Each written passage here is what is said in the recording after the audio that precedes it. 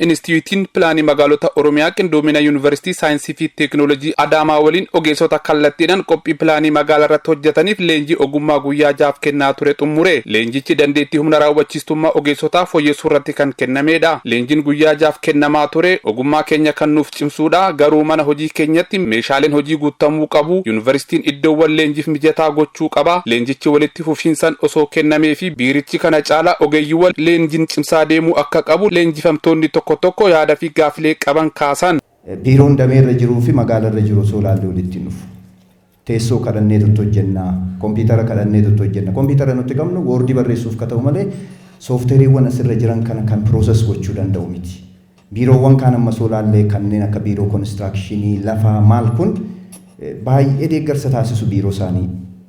Hankeenya irratti garuu nuti akka magaalaatti olaal magaalaa Shaashamannee irraan dhufe osoo gaaf tokko dhuftanii biiroo keenya laaltanii kan jiru qabaanan. Akkoo biraan qabu garuu laaptooppii qabannee dhufnee naannoon sun sookeettiiwwan doormiiwwan akka jiranitti hojjetanii laaptooppii irratti halkan ofii keenya teenya piraaktisii gochuu barbaannu.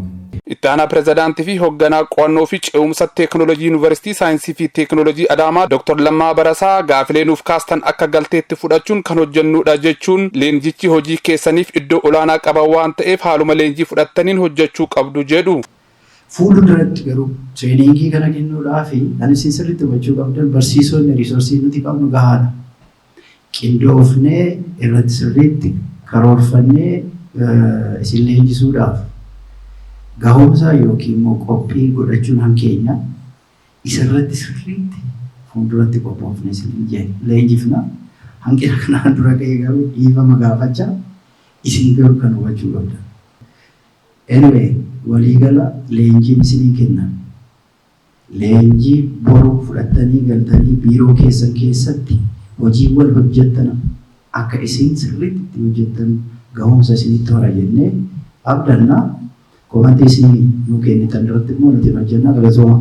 Itti aanaa Daayireektara olaanaa fi qindeessaa damee qophii pilaanii magaalota Oromiyaa obbo Shallamaa Abbabaa gama isaaniin gaafilee fi yaadonni mana hojii keenyaaf kaan irratti kan hojjennudha jechuun gama dhiyeessitiin galii keessoo keenyaa cimsachuun meeshaaleen akka guutaman kan hojjetamu ta'a jedhu. Kana malees humna raawwachiisummaa keenya cimsuun toora xiyyeeffannoo keenya gaafa taasisne qophiin pilaanii kan cimudha jedhu. Garuu wanti wal hubachuu qabu ammaaf wanni wal deeggaruu fi wanni isinitti harka hiixan wanni isin deeggaru humna amma qabnu.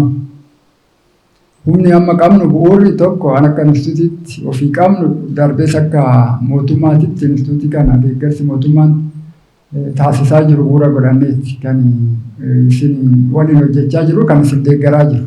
Kana qixaan hubachuu barbaachisaa. Ergama mana hojii keenya haala danda'ameen qixaan baachaa jirra kan jedhan obbo Shallamaan leenjiin immoo galma xumura hojii akka hin taane hubachuun leenjii adda addaan ogummaa ofii cimsachaa deemuun ogeeyyii kanarraa eeggama jedhu.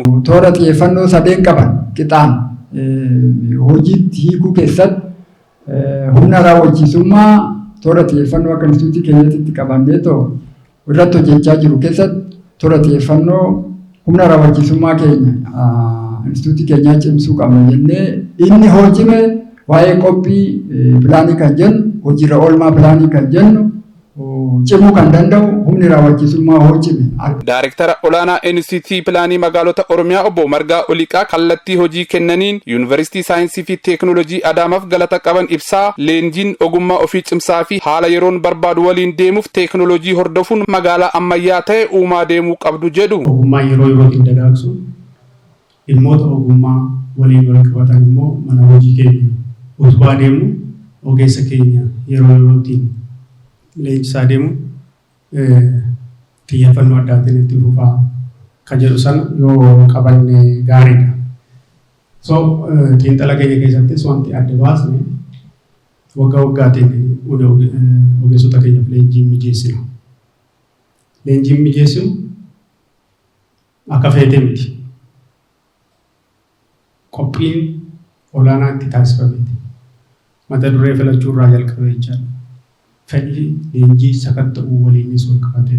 Isa itti aanuuf galii keessoo keenyaa guddifachuuf kan duraa caalaa kan hojjennudha kan jedhan obbo Margaan ogeessi kamuu naamusa irraa eeggamuun iddoo hojjetan hundatti raawwachuu akka qaban dhaaman xumura irratti leenjifamtootaaf waraqaa ragaa kennuun leenjichi xumurame.